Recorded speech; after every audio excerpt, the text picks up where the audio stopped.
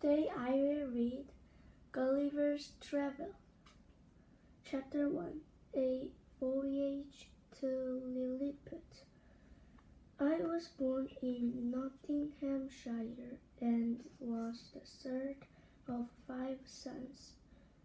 My father was not a rich man, but he was able to send me to Cambridge University, where I studied for 3 years. When I left college, I continued my studies and became a doctor. But I always wanted to travel, and so I made several voyages as a ship's daughter. When I married my wife Mary, however, I planned to stay at home for a while. But after a few years, I discovered I was not earning enough money for my pensions. I decided to go to sea again, and this time I joined a ship sailing to the islands in the South Pacific Ocean. We started on our journey from Bristol on May 4th, 1699. At first, our voyage went well. We sailed across the Atlantic, round the coast of Africa, and into the Indian Ocean. But before we could reach the Pacific, a violent storm hit us and drove us to the northwest of Tasmania. The wind drove our ship onto a rock, which broke the ship in half. Some of the sailors and I managed to get a boat into the water, and we rowed away to look for land. But when we were too tired to row anymore, a great wave hit our small boat, and we all fell into the sea. I do not know what happened to my companion, but I suppose they were all drowned. The wind and waves pushed me along as I struggled to keep my head above water. I became very tired and soon felt I could not swim anymore. Luckily, just then my feet touched the ground. I walked out of the sea and onto a beach where there was no sign of any people or houses. I was so exhausted that I lay down and went to sleep. When I woke up next morning and tried to get up, I could not move. I was lying on my back, and my whole body, my arms and legs were strongly fastened to the ground. Even my hair, which was long and thick, was tied to the ground. The sun began to grow hot, and I was very uncomfortable. Soon I felt something alive moving along my legs and up my body on my face. And when I looked down, I saw a very small human being, only 5 centimeters tall. He had a bow and a arrow in his hand, and there were 40 more of these little men following him. I was so surprised that I gave a great shout. They all jumped back, very frightened, and some hurt themselves by falling off my body. Meanwhile, I was struggling to unfasten myself. But just as I managed to pull my left arm free of the ropes, I felt 100 arrows land on my free head, and more arrows on my face and body. This was very painful and made me cry aloud. I lay quietly to see what would happen next. When they saw I was no longer struggling, they quickly built a platform next to my head, and an official climbed up there to speak to me, although I could not understand his language. I understood that they would be friendly toward me if I did not try to harm them.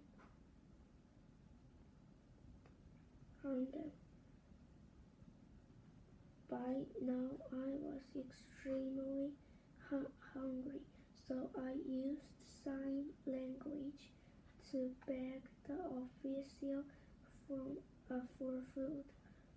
He seemed to understand me because immediately ladders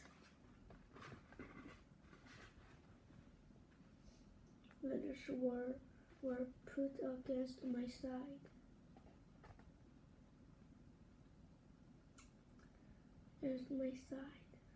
And little men climbed up with baskets of food and drink.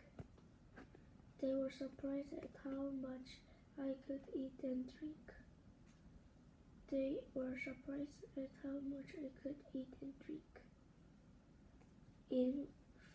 In just one mouthful, I ate 3 of their meat dishes and 3 of their loaves of bread. I drank 2 of their barrels of wine, and was still thirsty because that was only half a liter.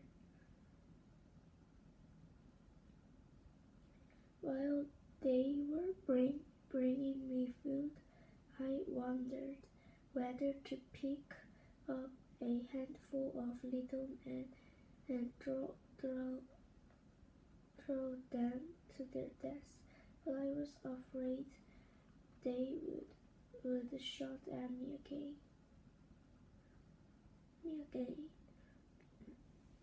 And anyway, I was grateful for their kindness in giving me food and drink, so I did not move. After some time, another official climbed up to the platform and spoke to me. From his signs, I understood that they were going to move me. The king of this country, which was called Lilliput, had ordered his people to carry me to the capital city.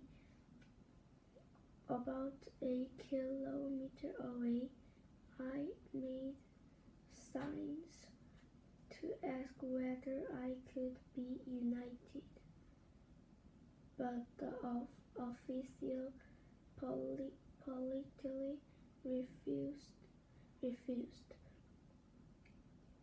While I was eating, a platform prepared to carry me. The people of Lilliput, known as the Lilliputians, and very intelligent and clever with their hands. For me, 500 men built a special wooden platform with 22 wheels.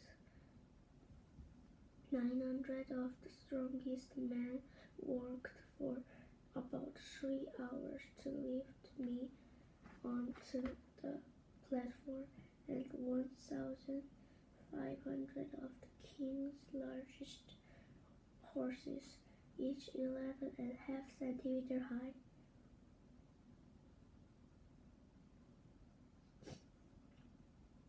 pulled me to the capital. I did not know about any of this because they had put a sleeping powder in my wine, and I was in a deep sleep. The king had decided I would stay in the largest available building just outside the city gate. Its door was only a meter high and a half meter wide, so I could only just get inside on my hands and knees. My guards put 91 chains on my left leg so that I could not escape. Then they cut the rope that tied me, and I was able to get to my feet. As I stood up, I heard cries of astonishment all around me. I felt rather miserable, but at least I could walk about now in a 2-meter circle. I was certainly an interesting sight for a Lilliputian who had come out of the city in crowds of several thousand to see me. Now I had a good view of the countryside. The fields looked like flower beds in the garden, and even the tallest trees were only 2 meters high.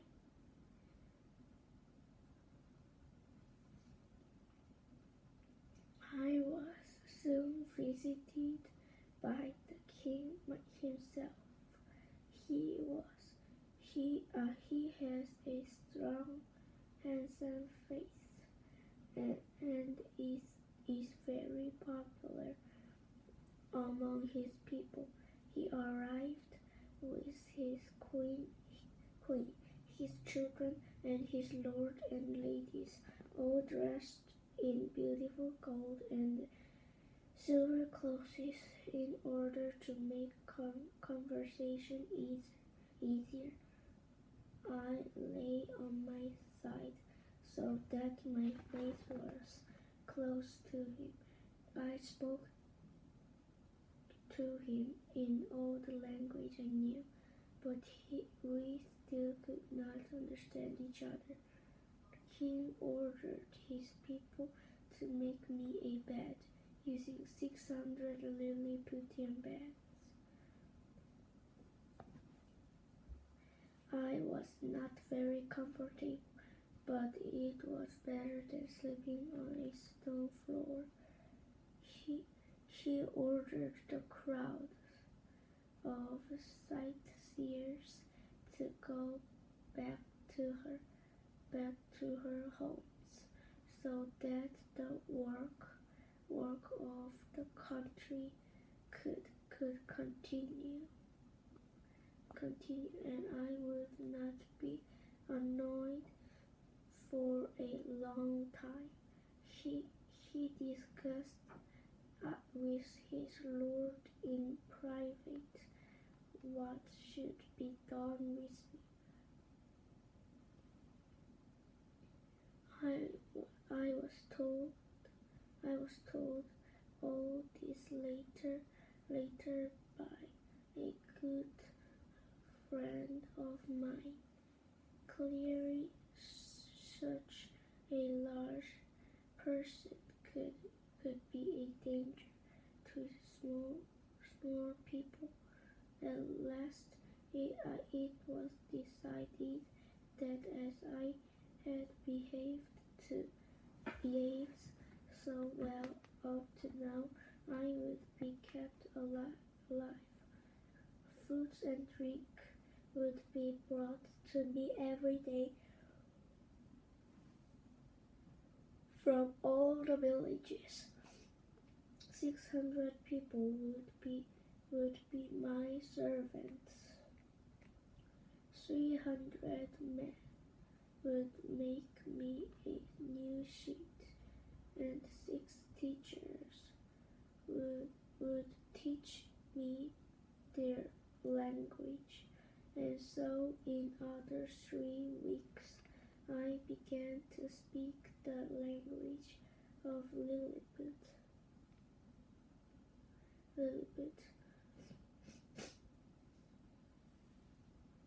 The king often visited me, and every time he came, I asked him to take off my chains. He explained, the first I must promise not to fight against Lilliput or hurt Lilliputian, and that I must be searching for weapons. I agreed to both these things and carefully picked up 2 of his officers in my hands. I put them first in one pocket,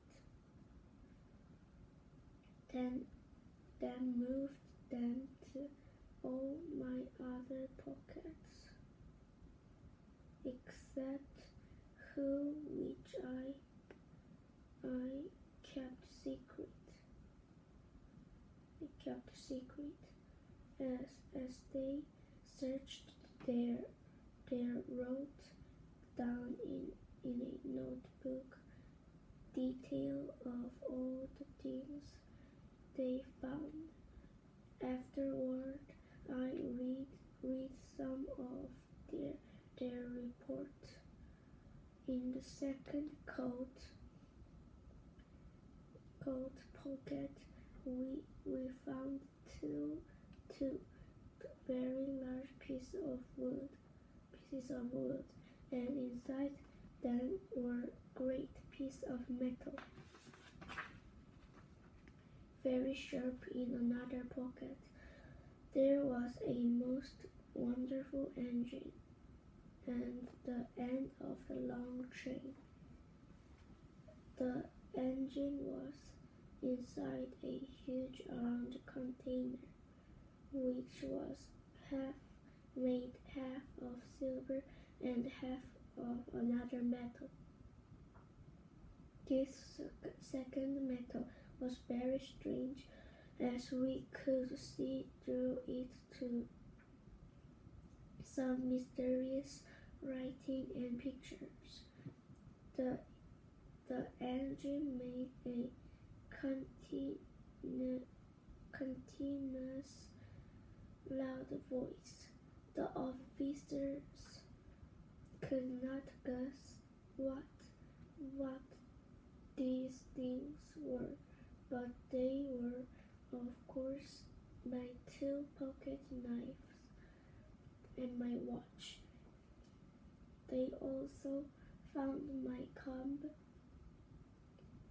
a purse with several golds and silver coins, my gun and bullet. The king wanted to know what the gun was used for. Bring it out, he ordered me, and showed me how it works. I took the gun out and put a bullet into it. Don't be afraid, I warned the king. Then I fired the gun into the air. It was the loudest noise the Lily b5n had ever heard. Hundreds of them thought they were dead and fell down. The king himself was very frightened. As I gave my gun to the official to keep, I warned them to be careful with it. They allowed me to keep all my other things, and I hoped that one day soon I would be free.